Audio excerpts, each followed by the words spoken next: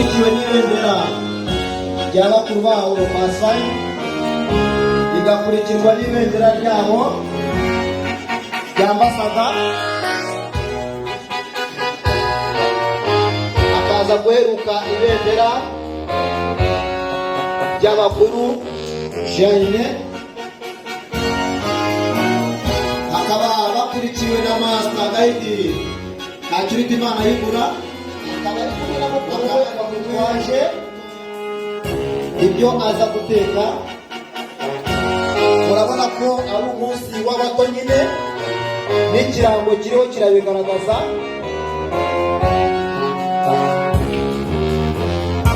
Reka sabe abadiyakoni batuzanire ameza hano.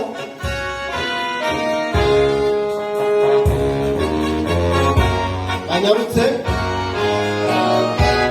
bibaye byiza iki gitambaro wagikuraho.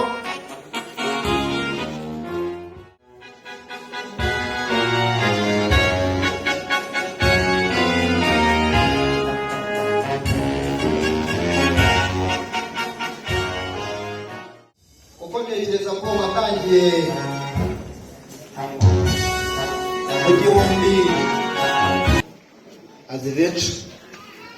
Turifuza ko mwafatanya n'abana kugira ngo mudukorere umuhango wo gukata iyi keke kugira ngo n'abandi baze kuboneraho.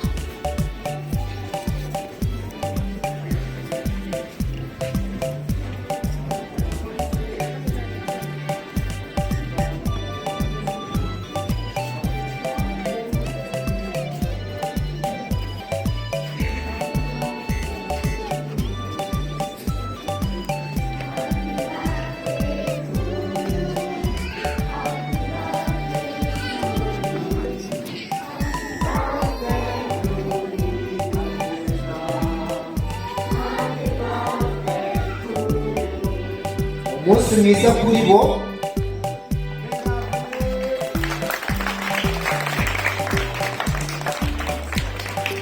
Ntabwo nawe mubyeyi Imana wawe karaha bigutera ishyari, reka no basabe kugira ngo ndabona umutsima wahiye.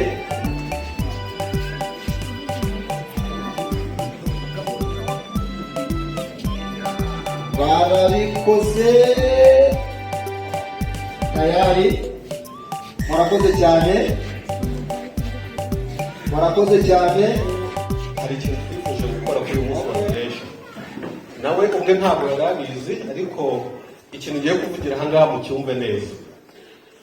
Nk'uko mubizi tumaze iminsi tumeze nk'abantu tudafite abanyeshuri. Ubu abana banyu mwadushinze kugira ngo turere hano mu itorero. Twagiye tubabura, hari n'abo twabuze burundu. Kugeza ubu ngubu tugisengera itorero ryacu twari dufite abana b'Abadventure bariya abana 63 twari tubafite, dufite na nimero z'ababyeyi. Ariko kugeza ubu ngubu iyo dukoze attendance turimo kubahamagara ngo turebe abaje, dusanga dufite abana batarenze 15. Ubwo mubona ngo twaje hariya ngo bafite akavuyo ko dushaka abana tumenye. Ubwo rero hari n'abandi b'Abapathfinder bameze nk'uyu nguyu. twari dufite abanyeshuri 34 ariko byaje kugaragara yuko nabo bagiye ntabwo tuzi ngo bajya he. Niyo mpamvu buri gihe tuba turi kubasaba ngo mutwohereze abanyeshuri n'ababyeyi. Twagiye tubura nimero zabo ngo uko byagenze ntabwo bizi neza, ariko hari abanyeshuri twagiye tugira bagaruka bagiye banadufasha. Niyo mpamvu nahamagaye umunyeshuri Jasmine ari mu banyeshuri bagiye badufasha bakitabira kandi ku gihe. Ni umwana wagiye agaragaza discipline mu cyiciro ku buryo ubu ngubu ni n'umuyobozi wa Pathfinder. Ni ukuvuga ngo hahandi mwumva ngo twabuze abarimu b'abana ngo bagiye hariya hepfo nibo ubu bafite. Mu by'ukuri ntabwo iyo nshingano twari twarayimuhaye, ariko twaje gusanga ko ari umuntu ushobora kudufasha tumuhereza iyo nshingano n'ubundi. Rero niyo mpamvu tumuhamagaye ahangaha imbere y'iteraniro kugira ngo tumubashimire, ndetse namwe ababyeyi mufite abana mujye mubatwoherereza. Dufite abana benshi bagiye bafite imico myiza, hari n'abatayifite wenda, ariko tuzabafasha. Okay, niyo mpamvu namuzanye ahangaha. Rero twamuhaye ibihembo ariko bizamufasha n'ubundi gukomeza gukora umurimo. Ahangaha dufite ibitabo by'amashuri y'abarondabukanda ni 2 abantu mwaciye mu cyiciro cya jiye n'umutwe twagiye tubabura turabazi. Ahangaha dufite igitabo cy'inshuti tukagira n'icyaro tubana. Ibi bitabo ntabwo ari ibyanjye nk'umuyobozi, oya, ntabwo ari ibyanjye nk'umuyobozi ngo nzigisha abana, ahubwo ni icyanjye nawe mubyeyi wicaye ahangaha, kugira ngo tujye dufatanya. Iki gitabo ni icy'abana b'imyaka 10, iki ngiki ni cya 11. Ibi bitabo rero tugiye kubihereza Jasmine kugira ngo ajye dufasha n'ubundi nk'umuyobozi. Icyo nifuza nkamwe nk'ababyeyi rero ni ukugira ngo aba bana naza kukubwira ngo ndashaka igikoresho mujye mukimuha nta kibazo, sibyo? Jasmine, ibi bitabo icyo kubikoresha cyiza, sibyo? Ahangaha rero nivuye inyuma umwana ndamubashimiye. Amen. Murakoze. Ikindi rero bahereza ubuhamya butoya, ni ukuvuga ngo mu cyiciro cya ntabwo ari ubwiyemezi, mu cyiciro cya jiya aha irusoro twatangiye turi abajiya benshi, ariko ikintu cyantangaje ni ukuntu murakoze naje guhabwa inshingano turi abantu. Arakoze umuyobozi. Reka nsabe rero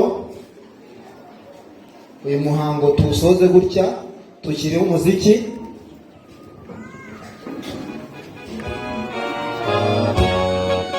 Uko twaje ntabwo tugenda.